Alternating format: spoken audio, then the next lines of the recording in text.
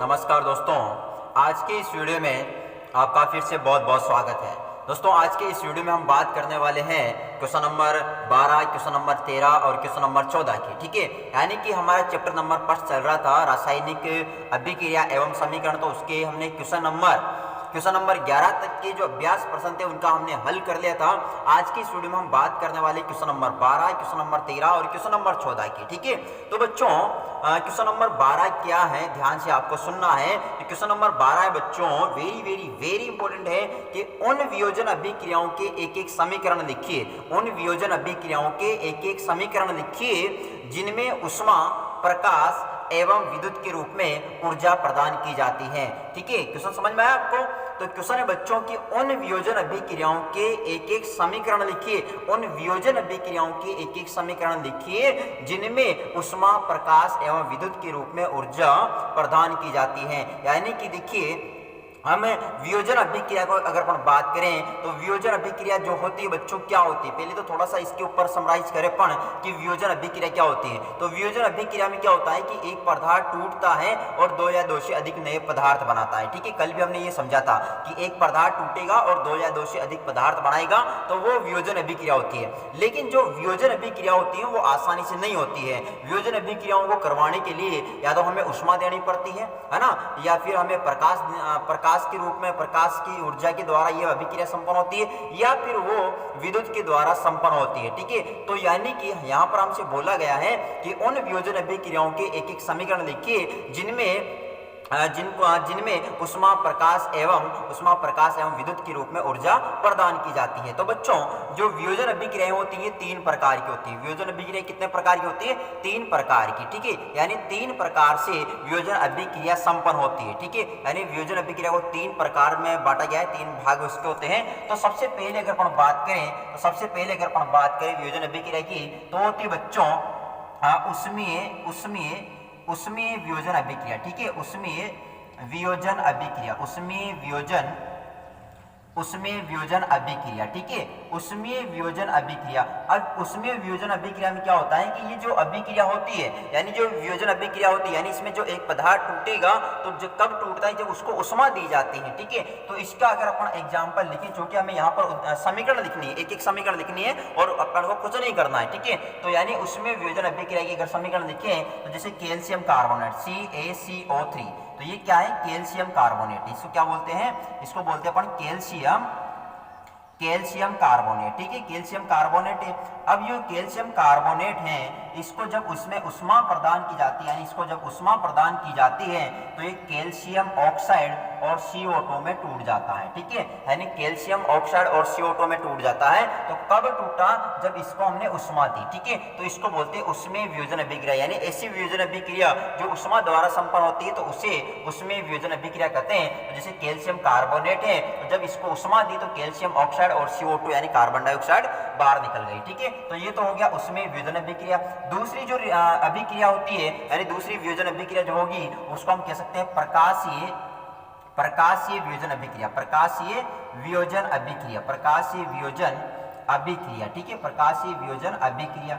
अब देखिए, इसका मतलब ये जो अभिक्रिया होगी, यानी जो ये वियोजन अभिक्रिया होगी, प्रकाशीय वियोजन अभिक्रिया, ये प्रकाशीय ऊर्जा द्वारा संपन्न होने वाली है ना, प्रकाशीय ऊर्जा द्वारा संपन्न होगी। यानी इसको कंप्लीट करवाने के लिए हमें सूर्य का प्रकाश या कोई सा भी प्रकाश आप यहाँ पर कह सकते हैं, लेकिन जो सबसे इंपॉर्टेंट है, जो प्रकाश अपन यहाँ पर मेन जो प्रकाश का स्रोत होता है वो होता है सूर्य। तो हम यहाँ पर सूर्य का प्रकाश की बात कर रहे हैं। तो जैसे कि सिल्वर क्लोराइड। ठीक है, सिल्वर क्लोराइड जो है बच्चों, अगर यहाँ पर इसको ये जो सिल्वर क्लोराइड है, ये सूर्य का प्रकाश है ना, सूर्य का प्रकाश या सूर्य के प्रकाश की उपस्थिति में ये सिल्वर है ना Ag और Cl2 में डिवाइड हो जाता है। तो यानी कि इस प्रोसेस को करवाने के लिए, यानी सिल्वर क्लोराइड जो है ये सूर्य के प्रकाश की उपस्थिति में सिल्वर और क्लोरीन में विभक्त हो जाता है। तो इसको बैलेंस करने के लिए यहाँ पर 2 लगा दो, यहाँ पर भी कितना लगा दो? 2 लगा दो। ठीक है, तो ये होगी प्रकाशीय वियोजन अभिक्रिया की समीकरण। इसके अलावा तीसरी अगर हम बात करें तो तीसरा जाता है विद्युत वियोजन अभिक्रिया। ठीक है, विद्युत वियोजन अभिक्रिया।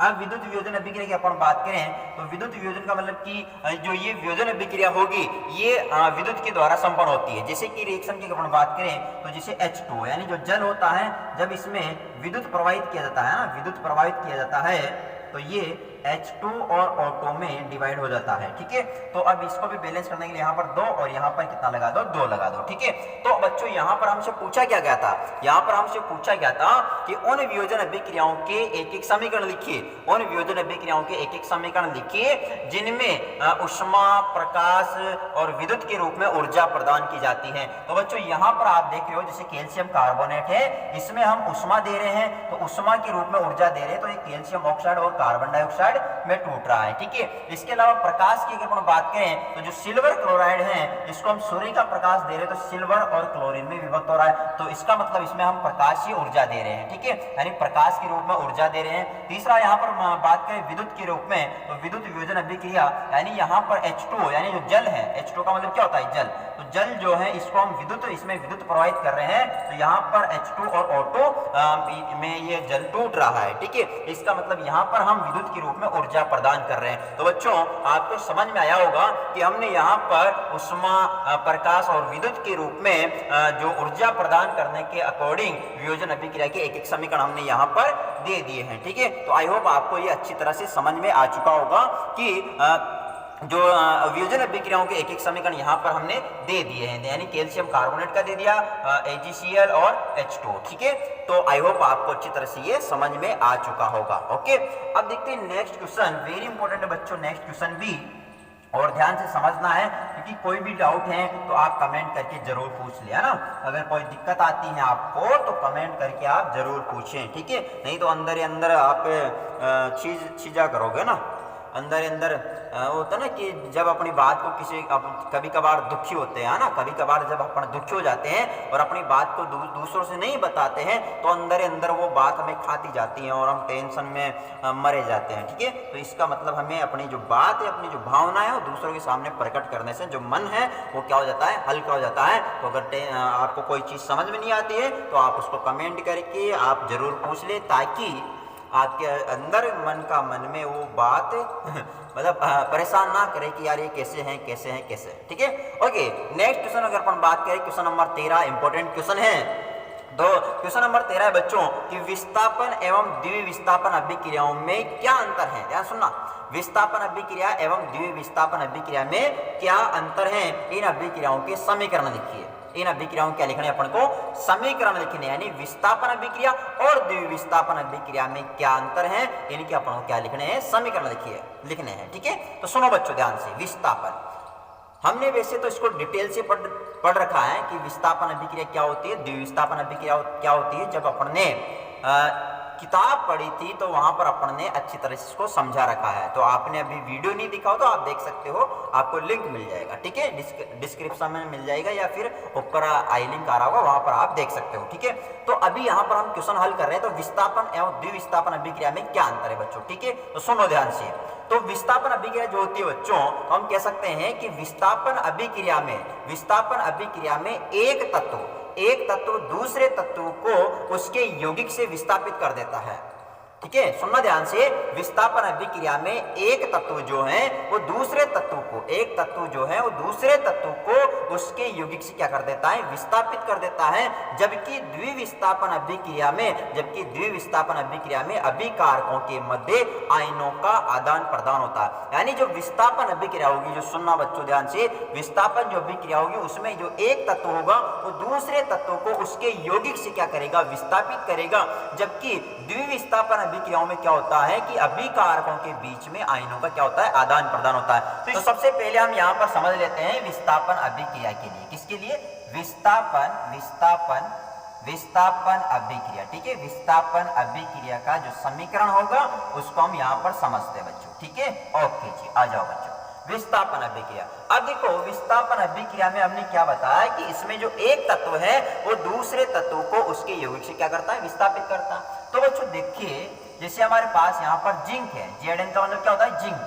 अब ये कॉपर सल्फेट, जैसे हमारे पास कॉपर सल्फेट है यानी जिंक को हमने किसमें डाल दिया, कॉपर सल्फेट में, तो क्या होगा, जो ये जिंक है ये कॉपर सल्फेट में से इस कॉपर को क्या करेगा, हटा देगा, तो ZnSO4 प्लस क्या हो गया, Cu।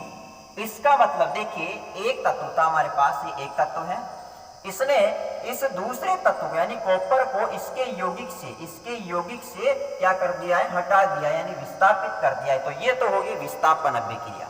ये किसका उदाहरण हो गया, विस्थापन अभिक्रिया का। ठीक है, ये विस्थापन अभिक्रिया का उदाहरण हो गया या समीकरण होगी, जैसे भी आप समझना चाहो। तो ये इसको बोलते हैं अपन कॉपर सल्फेट। क्या बोलते हैं, कॉपर सल्फेट कहते हैं। ठीक है, और ये हो गया हमारा जिंक सल्फेट। क्या हो गया, जिंक सल्फेट हो गया। ठीक है, इतना समझ में आ गया आपको, ओके, वेरी गुड।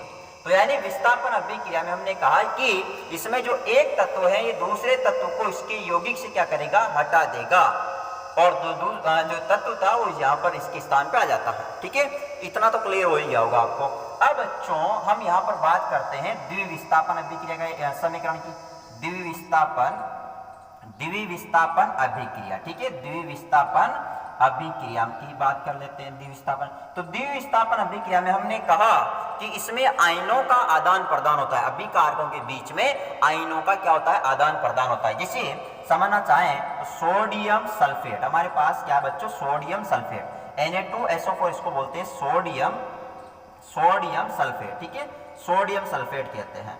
अब सोडियम सल्फेट की रिएक्शन करवा रहे हैं हम बेरियम क्लोराइड के साथ, इसको क्या बोलते हैं, बेरियम क्लोराइड। BaCl2 का मतलब क्या होता है, इसको बोलते हैं बच्चों बेरियम क्लोराइड। ठीक है, बेरियम क्लोराइड कहते हैं।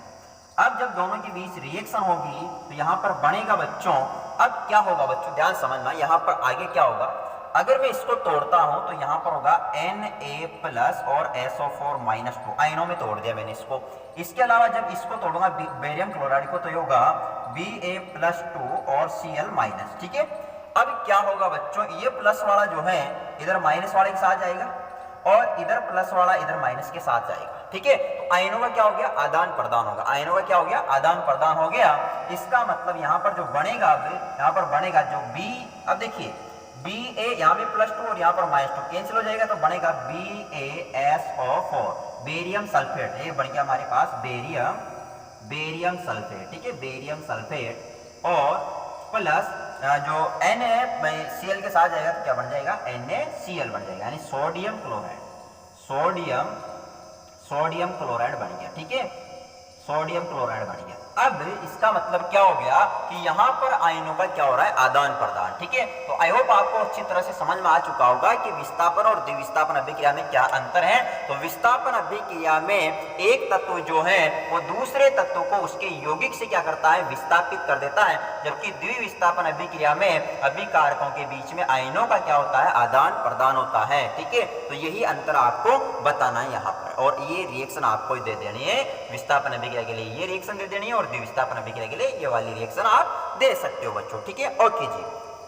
अब नेक्स्ट क्वेश्चन समझने वाला क्वेश्चन है बच्चों, इंपॉर्टेंट क्वेश्चन है, ध्यान से समझिएगा, बार बार कहता हूं बच्चों आपसे कि अगर वीडियो अच्छा लगता है तो इसको लाइक, कमेंट, शेयर और सब्सक्राइब जरूर कर दिया करो, सब्सक्राइब करा करो यार, सपोर्ट करो हमारा, सपोर्ट करो बच्चों। ठीक है, हमें आपके सपोर्ट की जरूरत है। ओके, नेक्स्ट क्वेश्चन यानी क्वेश्चन नंबर 14 वेरी इंपॉर्टेंट है बच्चों। पहले सुनना ध्यान से कि सिल्वर के शोधन का मतलब सिल्वर प्राप्त करने में, ठीक है, सिल्वर को प्राप्त करने में, तो सिल्वर के शोधन में सिल्वर नाइट्रेट के विलयन से, यानी सिल्वर के शोधन में सिल्वर नाइट्रेट के विलयन से सिल्वर प्राप्त करने के लिए, यानी जो देखिए सिल्वर के शोधन में सिल्वर नाइट्रेट के विलयन से सिल्वर प्राप्त करने के लिए कॉपर धातु द्वारा विस्थापन किया जाता है। इस प्रक्रिया के लिए अभिक्रिया लिखिए। देखो ध्यान सुनना, हमारे पास सिल्वर नाइट्रेट का विलयन है बच्चों, ध्यान समझना, सिल्वर नाइट्रेट यानी कि AgNO3, इसको बोलते हैं अपन सिल्वर नाइट्रेट। ठीक है, सिल्वर नाइट्रेट, इसको क्या कहेंगे, सिल्वर नाइट्रेट कहेंगे। ये हमारे पास क्या है, सिल्वर नाइट्रेट। अब इसको कह रहा है कि सिल्वर नाइट्रेट के विलयन से सिल्वर प्राप्त करने के लिए कॉपर धातु द्वारा विस्थापन किया जाता है, यानी कि ये कॉपर धातु है, कॉपर धातु है। तो जब कॉपर धातु के द्वारा क्या किया जाएगा, इसका विस्थापन किया जाएगा, ठीक है। तो यानी कि देखिए सिल्वर नाइट्रेट है, अब सिल्वर नाइट्रेट से हमें क्या प्राप्त करना है, सिल्वर प्राप्त करना है। तो किराए की कॉपर धातु द्वारा विस्थापन किया जाता है। तो इस प्रक्रिया के लिए अभिक्रिया लिखिए। तो भाई अब देखिए कॉपर से यहाँ पर विस्थापन करवाया जा रहा है, तो कॉपर जो है इस Ag के स्थान पर आ जाएगा और कॉपर इसको Ag को विस्थापित कर देगा। तो यहाँ पर बनेगा CuNO3 का होल कॉइल, क्योंकि कॉपर नाइट्रेट बना, क्या बन गया, कॉपर नाइट्रेट बन गया। और प्लस Ag, प्लस क्या हो गया, Ag, क्योंकि देखिए कॉपर ने सिल्वर को इसके यौगिक से क्या कर दिया, विस्थापित कर दिया। अच्छा विस्थापित क्यों किया बच्चों, क्योंकि जो सिल्वर है वो कॉपर से कम क्रियाशील है। सिल्वर जो है वो कॉपर से कम क्रियाशील है, क्योंकि हमने एक चीज पढ़ी थी बच्चों, सक्रियता सरणी, और सक्रियता सरणी में हमने कहा था, इसके लिए मैंने ट्रिक भी बताई थी आपको कि कनक मांगे ना, कनक मांगे आलू जान, है ना, कनक मांगे आलू जान फिर भी है क्यों हुजूर आ जाओ, ठीक है। तो जैसे कनक, है ना, कनक मांगे आलू जान फिर भी, फिर है ना, फिर भी, है ना, फिर भी है क्यों हुजूर आज आयो, आज आयो, ठीक है। तो मतलब Ag जो है वो कॉपर के डाउन में है, Ag जो है कॉपर के कहाँ है, डाउन में है, यानी नीचे है। तो मतलब कॉपर जो है सिल्वर से अधिक क्रियाशील है, तो कॉपर सिल्वर को क्या कर देगा, विस्थापित कर देगा। कॉपर जो है सिल्वर को क्या कर देगा, विस्थापित कर देगा। तो यहाँ से हमें क्या प्राप्त हो जाएगा, सिल्वर प्राप्त होगा। तो वो कह रहा है बच्चों हमसे कि सिल्वर के शोधन में, सिल्वर के शोधन में सिल्वर नाइट्रेट के विलयन से सिल्वर प्राप्त करने के लिए, सिल्वर प्राप्त करने के लिए कॉपर धातु द्वारा, ये कॉपर धातु है, कॉपर धातु द्वारा क्या किया जाता है, विस्थापन किया जाता है। तो इस प्रक्रिया के लिए अभिक्रिया लिखिए। तो ये हमारे पास क्या हो गई, अभिक्रिया हो गई, ठीक है। तो ये हम कह सकते हैं हम यहाँ पर कह सकते हैं कि इसको ऊपर लिखना, जो लाइन लिखवा रहा हूं मैं, ये जो लाइन लिख रहा हूं उसको ऊपर लिखना। तो silver nitrate, silver nitrate, silver nitrate से, सिल्वर नाइट्रेट से सिल्वर प्राप्त करने के लिए कॉपर धातु द्वारा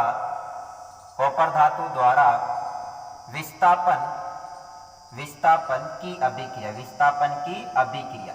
तो अभिक्रिया आपको ऊपर वाली दे देनी है, ठीक है। इसको लिख करके और ये वाली रिएक्शन आपको लिख देनी है बच्चों, ठीक है। तो यही हमारा आंसर हो जाएगा इसका, ठीक है। यही हमारा क्या हो जाएगा, आंसर। तो बच्चों देखिए सिल्वर नाइट्रेट का कॉपर द्वारा अपने विस्थापन करवाया, तो जो सिल्वर है ये बाहर निकल गया, और जो सिल्वर था यहाँ पर इसके स्थान पे कौन आ गया, कॉपर आ गया बच्चों, ठीक है। तो आई होप आपको अच्छी तरह से कंप्लीट ये समझ में आ चुकी होगी पूरी प्रोसेस, ओके। ऐसे क्यों हुआ, क्योंकि विस्थापन अभिक्रिया, और विस्थापन अभिक्रिया में एक तत्व जो है वो दूसरे तत्व को उसके यौगिक से क्या करता है, विस्थापित करता है बच्चों, ठीक है। तो आई होप बच्चों आपको ये बात अच्छी तरह से समझ में आ चुकी होगी। और अगर समझ में आई है, साथ में वीडियो भी अच्छा लगा है, तो इसको लाइक, कमेंट, शेयर, सब्सक्राइब जरूर कर दें, क्योंकि बच्चों अभी भी 45% स्टूडेंट ऐसे हैं जिन्होंने जो वीडियो तो देखते हैं लेकिन सब्सक्राइब नहीं करते। भाई सब्सक्राइब करने में आपके कोई पैसे नहीं लगते, ठीक है। तो सब्सक्राइब कर दिया करो भाई, सब्सक्राइब कर दिया करो, इसमें आपके कोई पैसे नहीं लगते, ठीक है। तो वीडियो को सब्सक्राइब कर दे और भी बच्चों तक वीडियो को पहुंचाए, ताकि उनको भी इस वीडियो के माध्यम से हेल्प मिल सके। Thank you, all the best, मिलते हैं नेक्स्ट वीडियो में।